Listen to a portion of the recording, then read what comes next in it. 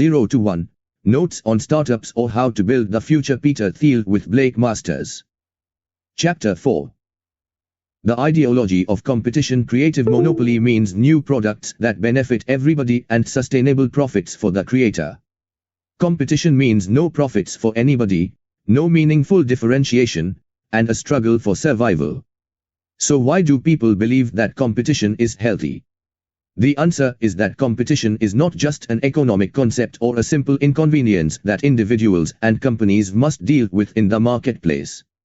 More than anything else, competition is an ideology, the ideology that pervades our society and distorts our thinking. We preach competition, internalize its necessity, and enact its commandments, and as a result, we trap ourselves within it, even though the more we compete, the less we gain. This is a simple truth, but we have all been trained to ignore it. Our educational system both drives and reflects our obsession with competition. Grades themselves allow precise measurement of each student's competitiveness. Pupils with the highest marks receive status and credentials. We teach every young person the same subjects in mostly the same ways, irrespective of individual talents and preferences. Students who don't learn best by sitting still at a desk are made to feel somehow inferior, while children who excel on conventional measures like tests and assignments end up defining their identities in terms of this weirdly contrived academic parallel reality. And it gets worse as students ascend to higher levels of the tournament. Elite students climb confidently until they reach a level of competition sufficiently intense to beat their dreams out of them.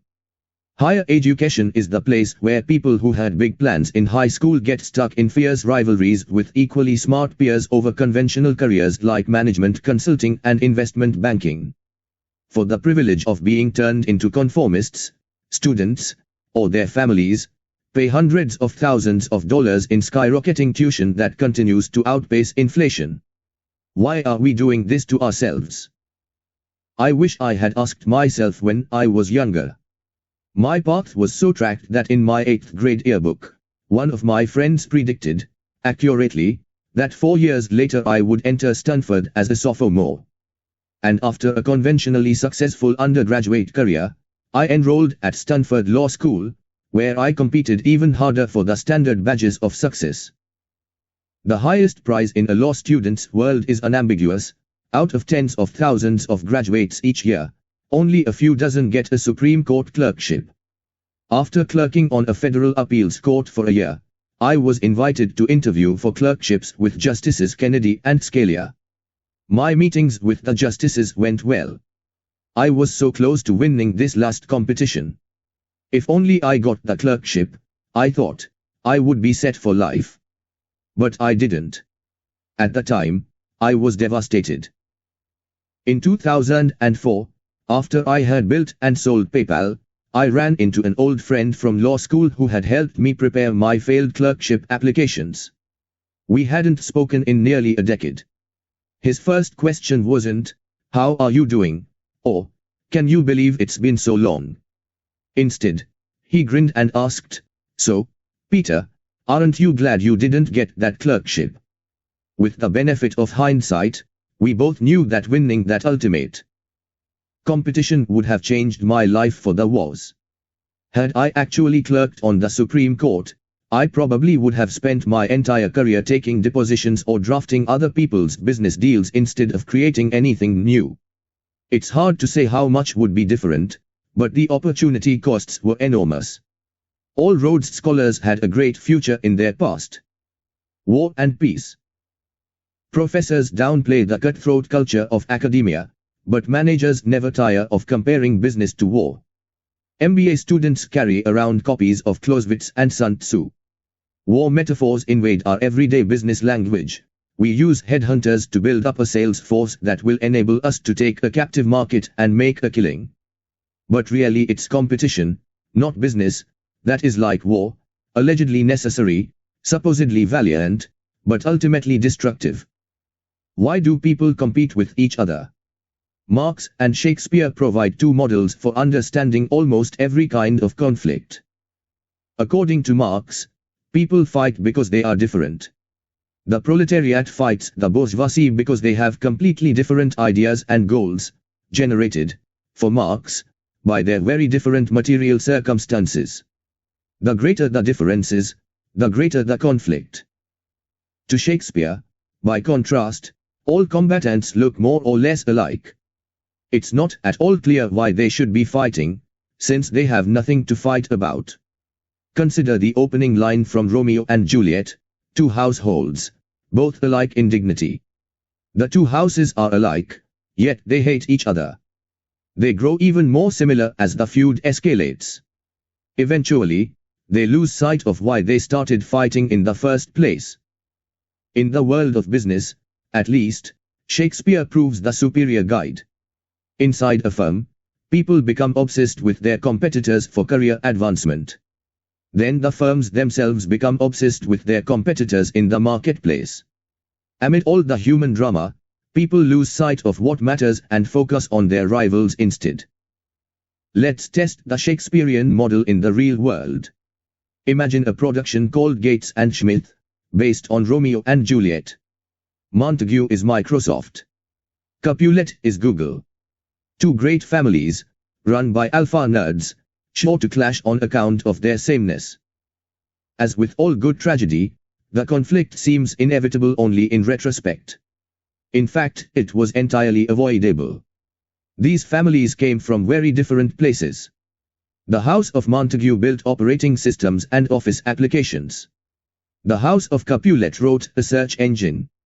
What was there to fight about? Lots, apparently. As a startup, each clan had been content to leave the other alone and prosper independently. But as they grew, they began to focus on each other. Montagues obsessed about Capulets obsessed about Montagues. The result? Windows versus Chrome OS, Bing versus Google Search, Explorer versus Chrome, Office versus Docs, and Surface versus Nexus. Just as war cost the Montagues and Capulets their children, it cost Microsoft and Google their dominance. Apple came along and overtook them all. In January 2013, Apple's market capitalization was $500 billion, while Google and Microsoft combined were worth $467 billion. Just 3 years before, Microsoft and Google were each more valuable than Apple.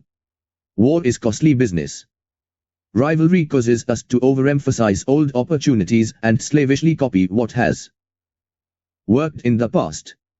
Consider the recent proliferation of mobile credit card readers. In October 2010, a startup called Square released a small, white, square-shaped product that let anyone with an iPhone swipe and accept credit cards. It was the first good payment processing solution for mobile handsets. Imitators promptly sprang into action. A Canadian company called NetSecure launched its own card reader in a half-moon shape. Intuit brought a cylindrical reader to the geometric battle. In March 2012, eBay's PayPal unit launched its own copycat card reader. It was shaped like a triangle, a clear jab at Square, as 3 sides are simpler than 4. One gets the sense that this Shakespearean saga won't end until the apes run out of shapes. The hazards of imitative competition may partially explain why individuals with an Asperger's-like social ineptitude seem to be at an advantage in Silicon Valley today. If you are less sensitive to social cues, you are less likely to do the same things as everyone else around you. If you are interested in making things or programming computers, you will be less afraid to pursue those activities single-mindedly and thereby become incredibly good at them. Then when you apply your skills, you are a little less likely than others to give up your own convictions. This can save you from getting caught up in crowds competing for obvious prizes. Competition can make people hallucinate opportunities where none exist. The crazy, 90s version of this was the fierce battle for the online pet store market. It was Pets.com versus Petstore.com versus Petopia.com versus what seemed like dozens of others. Each company was obsessed with defeating its rivals, precisely because there were no substantive differences to focus on. Amid all the tactical questions, who could price chewy dog toys most aggressively? Who could create the best Super Bowl ads? these companies totally lost sight of the wider question of whether the online pet supply market was the right space to be in. Winning is better than losing, but everybody loses when the war isn't one worth fighting. When Pets.com folded after the dot-com crash, $300 million of investment capital disappeared with it. Other times, rivalry is just weird and distracting. Consider the Shakespearean conflict between Larry Ellison, co-founder and CEO of Oracle, and Tom Siebel, a top salesman at Oracle and Ellison's protege before he went on to found Siebel Systems in 1993. Ellison was livid at what he thought was Siebel's betrayal. Siebel hated being in the shadow of his former boss. The two men were basically identical, hard-charging Chicagoans who loved to sell and hated to lose, so their hatred ran deep. Ellison and Siebel spent the second half of the 90s trying to sabotage each other. At one point, Ellison sent truckloads of ice cream sandwiches to Siebel's headquarters to try to convince Siebel employees to jump ship. The copy on the wrappers: "Summer is near. Oracle is here. To brighten your day and your career." Strangely, Oracle intentionally accumulated enemies. Ellison's theory was that it's always good to have an enemy, so long as it was large enough to appear threatening, and thus motivational to employees, but not so large as to actually threaten the company. So Ellison was probably thrilled when, in 1996, a small database company called Informix put up a billboard near Oracle's Redwood Shores headquarters that read, "Caution, Dinosaur Crossing." Another Informix billboard on northbound Highway 101 read, "You have just passed Redwood Shores." So did we. Oracle shot back with a billboard that implied that Informix's software was slower than snails. Then Informix CEO Phil White decided to make things personal. When White learned that Larry Ellison enjoyed Japanese samurai culture, he commissioned a new billboard depicting the Oracle logo along with a broken samurai sword. The ad wasn't even really aimed at Oracle as an entity, let alone the consuming public. It was a personal attack on Ellison. But perhaps White spent a little too much time worrying about the competition. While he was busy creating billboards, Informix imploded in a massive accounting scandal and White soon found himself in federal prison for securities fraud. If you can't beat a rival, it may be better to merge. I started Confinity with my co-founder Max Levchin in 1998. When we released the PayPal product in late 1999, Elon Musk's X.com was right on our heels. Our company's offices were 4 blocks apart on University Avenue in Palo Alto, and X's product mirrored ours feature for feature. By late 1999, we were in all-out war. Many of us at PayPal logged 100-hour work weeks. No doubt that was counterproductive, but the focus wasn't on objective productivity, the focus was defeating X.com.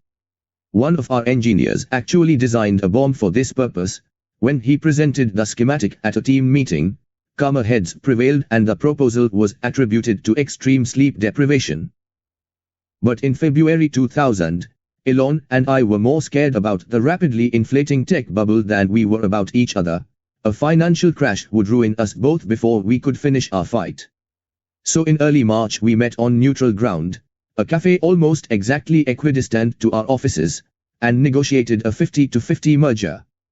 De-escalating the rivalry post-merger wasn't easy, but as far as problems go, it was a good one to have.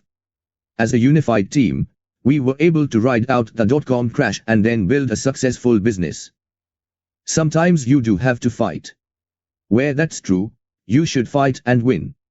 There is no middle ground, either don't throw any punches, or strike hard and end it quickly. This advice can be hard to follow because pride and honor can get in the way. Hence Hamlet. Exposing what is mortal and unsure. To all that fortune, death, and danger dare. Even for an eggshell. Rightly to be great. Is not to stir without great argument. But greatly to find quarrel in a straw. When honor's at the stake. For Hamlet, greatness means willingness to fight for reasons as thin as an eggshell, and even would fight for things that matter. True heroes take their personal honor so seriously they will fight for things that don't matter. This twisted logic is part of human nature, but it's disastrous in business. If you can recognize competition as a destructive force instead of a sign of value, you are already more sane than most. The next chapter is about how to use a clear head to build a monopoly business.